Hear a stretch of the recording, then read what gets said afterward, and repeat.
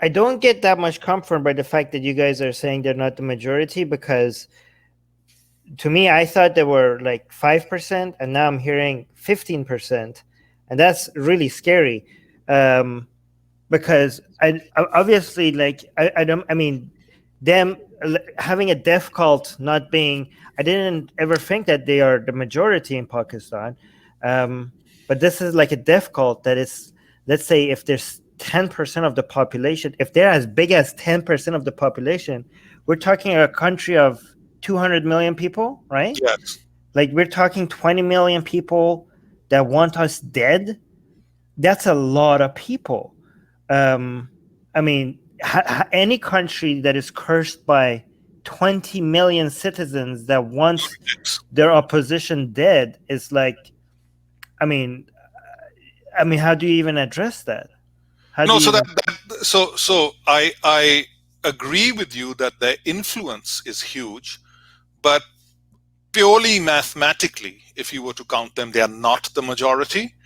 But given the fact that, I mean, you put 200 people in a room and one holds a gun and 199 don't, the guy holding the gun may not be the majority, but things will happen his way. It's similar to that. They are holding the threat of assassination, and like I said, it's nihilism. It's a movement that's sort of wanting the end times to come. They're sort of wanting destruction, and they're wanting murder, and for some reason they see that the great utopia, the great Islamic utopia, will sort of be at the end of all of that at some point.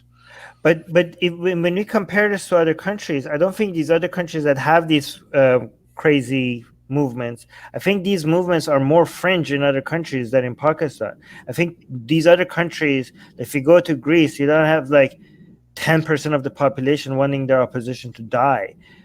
When you look at the US, when you look at the woke cult, Le Pen won 20%. The National Front won 20% of. Yeah, but they don't want the Austria, a Nazi-founded party in Austria. Ali, like, won. Can you just not? Oh my God! Sorry, Yahtzee. We're not supposed to say that. Yeah, but you keep saying sorry, but it's already too late. You already. I know. I keep forgetting. What? But I'll get better. Alternative for Deutschland does have Nazi roots. That's a fact. Yeah. But the thing is, like, these guys, what they did in Austria, they won 46% of the vote just a few years ago, right? Okay, like but that's not. They are bad, but okay, cool.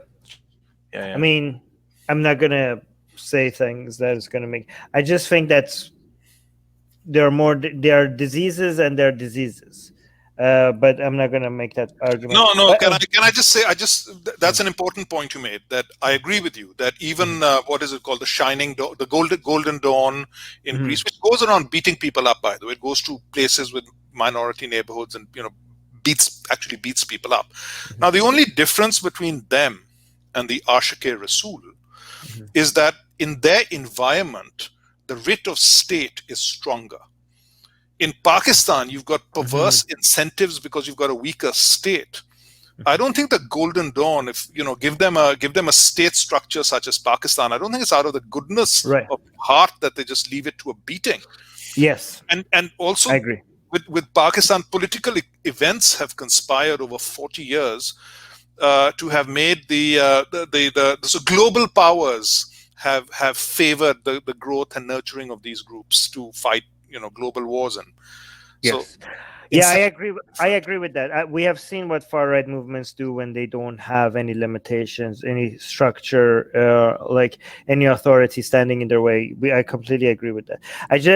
I also do think the problem with these Islamic movements are that they are very good at hijacking whatever social structure is at play.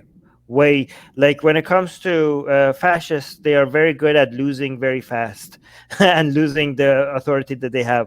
But when it comes to theocracies, they're a lot stickier. They're really good at infiltrating all this, every aspect of government and society, and staying along for generations after generations. Fascists have this. Non-theocratic fascists have a helpful habit of just destroying themselves really fast. No, but fascists sort of tend to have existed in parts of the world with much stronger state structures and a much stronger, older history of organized democracy and the writ of state, and versus the other side you're talking about. Most of the Islamic movements, many of them work in ungoverned spaces, like the ISIS, for example, has no checks on its power.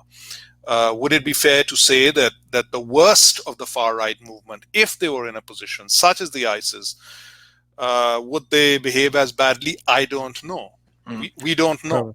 It may be a cause effect thing, right? Like a lot of these places, they may be ungoverned because the sort of the fascist elements of in these countries tend to have religion on their side. So when they have a theocratic sort of foundation, then that enables them to get more support from the majority. Like, for instance, with Khadim Rizvi, right? Or say in another country they ban YouTube, right? They say no, YouTube is.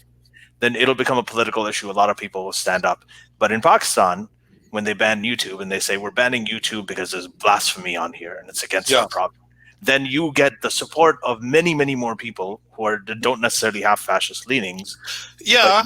The support. You can play the Palestine issue, you can play the Kashmir issue, you can play like Islamic sentiments, religious sentiments, and then that allows them to silence everybody, and it helps the fact that they stay ungoverned. So the fact that a lot of these places do end up becoming relatively ungoverned and they end up being like weaker states, maybe because there's an element of that, but if I was to just with a broad brush look at the Middle East today, the biggest cause of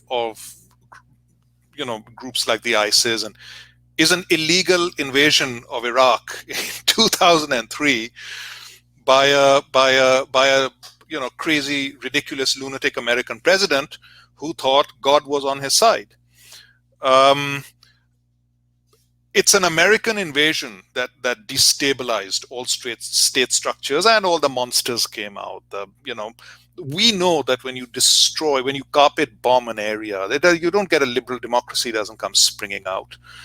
The worst monsters come out. So the people who will thrive in ungoverned space, thugs and religious bullies, and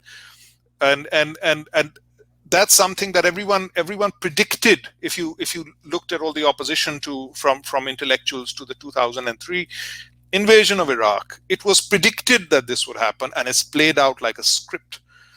So in terms of the immediacy of causes, war is something that essentially destroys state structures, creates a situation of civil wars. The worst monsters come out then. Blonde Infidel in the live chat is asking, given that a loud and threatening minority can leave such a disproportionately powerful position, how do progressive types make headway? Who'll take that? Oh, that's for you. Okay. Yeah. Okay, it's social change is not going to come from one group of people. What broke the plate is a confluence of many events. If we take Pakistan, for example, and repairing this situation is also going to take the will of many powerful power centers around the world, because what's happened in Pakistan, the de-radicalization, this is not to take any responsibility away, but the crucible of de-radicalization that area became was also because many global powers such as the Pakistan Army, etc., wanted that such radicalization because it would suit their political ends. So many things are going to de-radicalize. It's going to take a generation. One of them, of course, is economic reform. One of the main reasons for this de-radicalization is a complete the complete freezing out of all economic benefits for a certain class. Now, when you see the people coming to Khadim Rizvi and listening to him, They are also people who've been frozen out of all economic benefits from the fruits of economic growth that the region has had. And there are people who belong only to a certain class who will come to Khadim Rizvi, because there's a class issue at play over here. No poor person in a third world country such as Pakistan, when he's born, has his parents wishing that his son will grow up and become a jihadi. It's always things that go wrong. I know you raised an eyebrow there, Armin, but it's... I've met some families that wish that, but okay. Okay, I'll qualify that. Yeah. It is marginalization, it is despondency, it is a failure of alternative incentives that makes hordes and hordes of people sort of go towards these things. So to answer the question, it's many things, and it's something that's going to take some time, and it's going to be a will, and it's going to involve changing the zeitgeist in terms of what is acceptable and what is not. Yeah, the main two elements is economic prosperity and activism. Economic prosperity and activism I'd rate right up there. Yeah. Yeah. Okay.